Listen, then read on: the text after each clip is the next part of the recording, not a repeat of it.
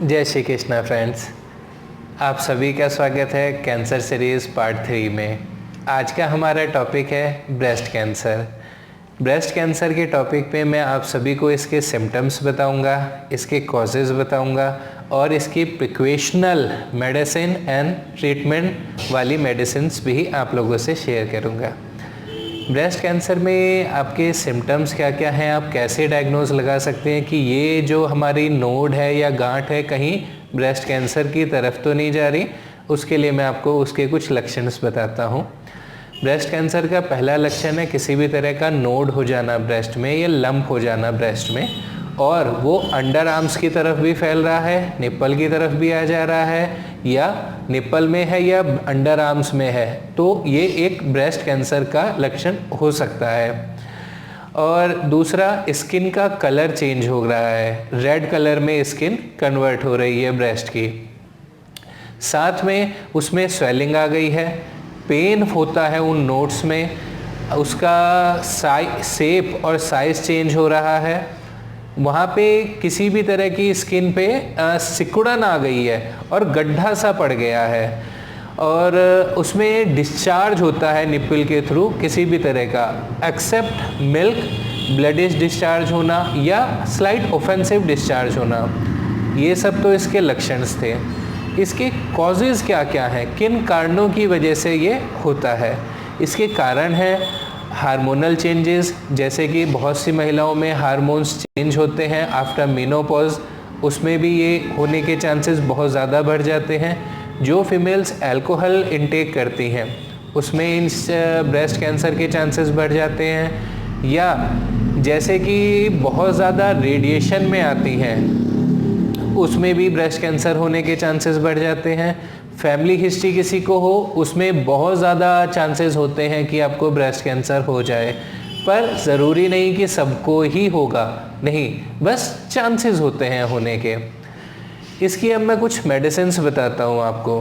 पहली मेडिसिन्स, जिन गांठों में ब्रेस्ट की नोड्स में पेन नहीं होता है, सिंपल नोड है, उसमें हम मेडिसिन यूज़ करेंगे कैलकेरिया आयोड। जिस ब्रेस्ट की नोड में पेन हो रहा है, दर्द के साथ गांठें हैं ब्रेस्ट में, उसमें हम मेडिसिन ब्राइनिया एल्बम यूज़ करेंगे। और तीसरी मेडिसिन हम यूज़ करेंगे जिस पेशेंट में बहुत ज़्यादा वीकनेस आ रही है, पेशेंट कमज़ोर डे बाय डे होता जा रहा है और जो उसकी ब्रेस्ट की नोड्स हैं, गांठें हैं, वो डे बाय डे इंक्रीज़ होती जा रही हैं, उसके लिए मेडिसिन है आर्स आयोड। चौथी मेडिसिन है जिसमें हमें कंफर्म हो गया है कि ये ब्रेस्ट कैंसर ही है, उसमें हम मेडिसिन यूज़ करेंगे सिरिसिनम। और प्रिक्वेशनल, किसी की फैमिली हिस्ट्री में ब्रेस्ट की कैंसर की केसेस रहे हैं और है, तो उसमें हम प्रिक्वेशन के रूप में कार्सिनोसिन मेडिसिन यूज़ कर सकते हैं। ये तो मैंने आपको बताया कि क्या कॉजेज़ हैं, किस वजहों से ये होता है, पर मैंने अपनी क्लिनिकल प्रैक्टिस में ये भी देखा है कि जो फीमेल्स अपने चिल्ड्रंस के प्रति काफ़ी ज़्यादा चिंतित रहती हैं, उनसे परेशान रहती हैं, या बहुत ज़्यादा इमोशनली हर्ट हुई हैं अपने चिल्ड्रन से, उनमें भी ब्रेस्ट कैंसर के चांसेस बहुत ज़्यादा बढ़ जाते हैं। और मैं तो ये कहूँगा कि मैक्सिमम केसेस ब्रेस्ट कैंसर के उन्हीं में होते हैं जो अपने चिल्ड्रन से बहुत ज़्यादा इमोशनली हर्ट हैं। ये मेरा अपना क्लिनिकल एक्सपीरियंस है।